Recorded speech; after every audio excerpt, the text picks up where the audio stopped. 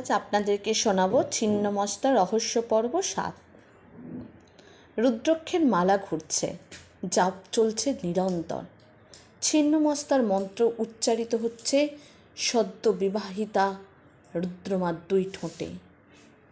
শ্রিং ক্লিং হ্রিং ঐ বজ্র বৈরচনে হুঁ হুঁ ফট স্বাহা। শ্রী ক্লিং হ্রিং ঐ বজ্র বৈরচনে হুঁ হুঁ ফট স্বাহা। মায়ের সহচরীগণ মায়ের দিকে আকর্ষিত হচ্ছে। সারা জমিদার বাড়িময় ছড়িয়ে পড়েছে বীজ মন্ত্র। দুই সহচরী দহের অভিমুখে যাত্রা করল। এদিকে একটানা এই মহাবিদ্যা মন্ত্র উচ্চারণ করতে করতে রুদ্রমার গলা যেন শুকিয়ে কাঠ। তার দুই চোখ বন্ধ, তার হাতে অনন্তর ঘুরে চলেছে রুদ্রাক্ষ মালা। নাক বেয়ে টপ টপ করে ঝরছে রক্ত। রুদ্রমা ওই অবস্থাতে অনেকটা সময় অতিবাহিত করে ধীরে ধীরে জাপ বন্ধ করল। যখন বীজমন্ত্র উচ্চারণ 1001 বার সম্পন্ন হলো, তখন মন্ত্র দিয়ে সে বাড়ি আজ বেঁধে ফেলেছে। আজ সে সীমন্তিনী অবস্থায় কুমারী। কাল থেকে সে আর এই কুমারিত্ব রক্ষা করতে পারবে না। তার তন্ত্রশক্তির প্রভাব হয়তো নিষ্ক্রিয় হবে। তখন সে আর জমিদার বাড়ি মন্ত্র দিয়ে সুরক্ষিত করতে অক্ষম হবে। তাই আপাতত যতদিন না উপায় বের হয়, ততদিন এই বাড়ির চারপাশ তন্ত্র বলে বাঁধা থাক। এর মাঝে কিছু একটা করে স্বামী রক্ষার ব্যবস্থা সে করবেই। কাজ শেষ করে যখন ক্লান্ত অবস্থায় রুদ্রমা ফিরে যায় ঠাকুরঝি বন্দনার পাশে, তখন প্রায় ভোর রাত। ঘুমের মধ্যে রুদ্রমা দেখতে পায় সেই রাতের দৃশ্য, যেদিন দেবী ছিন্নমস্তা রূপ ধারণ করেছিলেন। রুদ্রমা স্পষ্ট দেখতে পায় দেবী পার্বতী মন্দাকিনী নদীতে স্নান করছেন।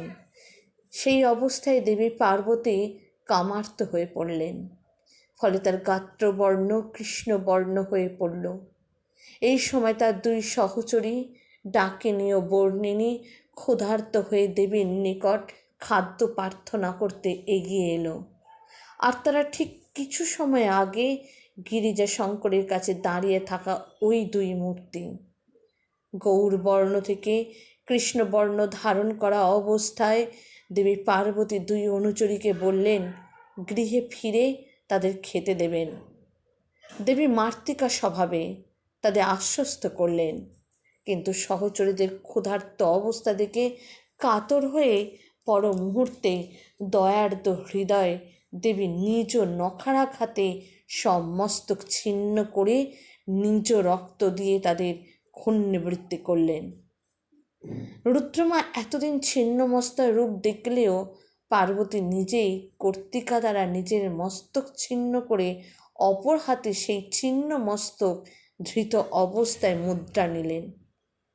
তার কর্তৃক কণ্ঠনালী থেকে সবেগে উদ্গত রক্তের 3টি ধারা পান করতে লাগলো তার ছিন্ন মস্তক এবং দুই সহচরী ছিন্ন মস্তা নগ্ন অবস্থায় মৈথুনরত দিব্য যুগলের উপর দণ্ডায়মান বা উপবিষ্ট অবস্থায় দণ্ডায়মান হলেন। তখন ঘুমের মধ্যে যেন কম্পিত হলো রুদ্রমা। গলা শুকিয়ে কাঠ হয়ে গেছে। রুদ্রমা উঠে বসল। পাশে ঠাকুরঝি নেই। ভোর হয়ে গেছে, অনেক সময় হলো। বন্দনা উঠে গেছে বিছানা ছেড়ে। রুদ্রমা দেখল তার সেমিজটা ভিজে সপসপ করছে। কিন্তু এমন স্বপ্ন সে প্রত্যহ করল কেন? কেন দেবীর আবির্ভাব রহস্য সে স্বপ্নে দেখল? না, আর ভাবার সময় নেই। আজ বৌভাত অনুষ্ঠান। আনন্দের কিছু বাকি নেই স্বামীর বন্ধুটির অকাল মৃত্যুতে। তবুও জমিদার পুত্রের বিবাহ অনুষ্ঠান অনুষ্ঠিত হবে। রুদ্রমা বিছানা ছেড়ে নেমে এলো। সাদা চাদরে সুতো দিয়ে ফুলের নকশা তোলা, তেমনি মাথার বালিশের খোল আর পাশ বালিশেরও খোল। রুদ্রমা বিছানাটি পরিপাটি করে গুছিয়ে বেরিয়ে এলো বাইরে। মনে মনে আকাঙ্ক্ষা স্বামীকে একবার চোখের দেখা দেখে। না সোহাগ বা প্রেম নয়, তার মনের ভয় তাকে এমনটা ভাবাচ্ছে। কাল এই দুই বিভৎস মূর্তির মাঝে যেভাবে স্বামী ছিল, তাছাড়া স্বপ্নসুন্দরী তন্ত্রের মাধ্যমেই তো রুদ্রমা স্বামীকে গভীর ঘুমের মধ্যে পাঠিয়েছিল।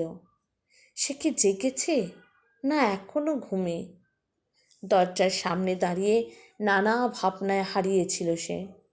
এমন সময় শাশুড়ি মা এসে ডাকলেন রুদ্রমাকে। জমিদার গিন্নি শৈলবালা রুদ্রমার কাছে এসে বলল, বৌমা, তুমি আমার সাথে এসো, মেলা দেরি হয়ে গেছে। তোমার ঠাকুরজির যেমন আক্কেল, তোমাকে ডাকেনি পর্যন্ত।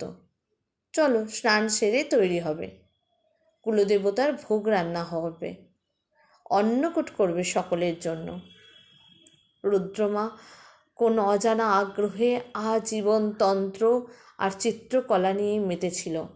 মা ছাড়া মেয়েকে পিতা সপ্তপর্ণী তেমন কিছু গৃহকার্য শিখতে জোরও করেননি কখনো।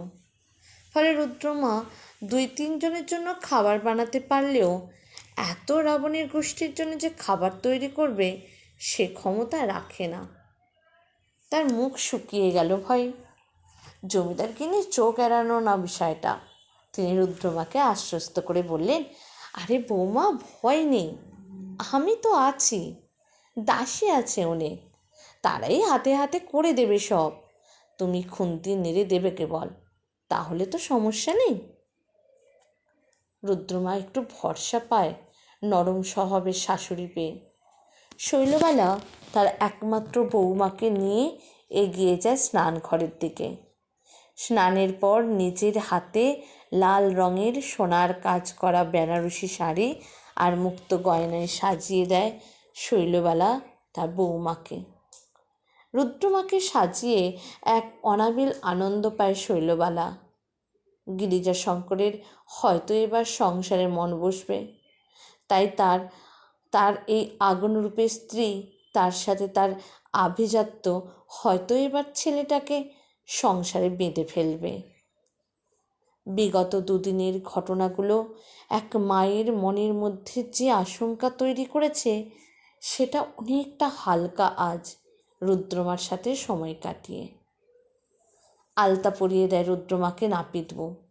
জমিদার গিন্নিকে নাপিত বউ আবদার করে বলে, সুন্দর বউ এনেছেন কর্তার মা, তার পায়ে যেন মা লক্ষ্মীর পায়ের গড়ন, জমিদারি রাত দিন বাড়বে, আমার একখানা সোনার নথ লাগবে। শৈলবালা হেসে নাপিত বউকে বলে, নথ কাল নিয়ে যাবি, লাল পাথর ঝলা নথ দেব বউ, শুধু বল আমার বৌমা যেন চির এও স্ত্রী হয়। রুদ্রমা আলতা পড়তে পড়তে দেখে তার স্বামী গিরিজা দুধের কাঁচা সামলে এগিয়ে যাচ্ছে সদরের দিকে। পেছনে তার মামাবাবু। স্বামীকে সুস্থ অবস্থায় দেখে প্রশস্তি আসে মনে। মনে মনে ঈশ্বরকে স্মরণ করে রুদ্রমা। আজ রাতে তাকে সবটা খুলে জানাতে হবে। ডাকিনী বর্ণিনী মায়ের ভক্ত, তারা উপদেবী, অকারণে কোনোভাবেই তারা কোনো মনুষ্য প্রাণের ক্ষতি করে না। সম্ভবত ওই জাগ্রত দেবী মন্দিরে স্বামী এমন কোনো কর্ম করেছিলেন যার ফলে এই 2 সহচরী পিছু নিয়েছে অনার। দুপুরে কুলদেবতার ভোগ দিয়ে সকলকে একে একে অন্নকূট পাতে পাতে তুলে দেয় রুদ্রমা।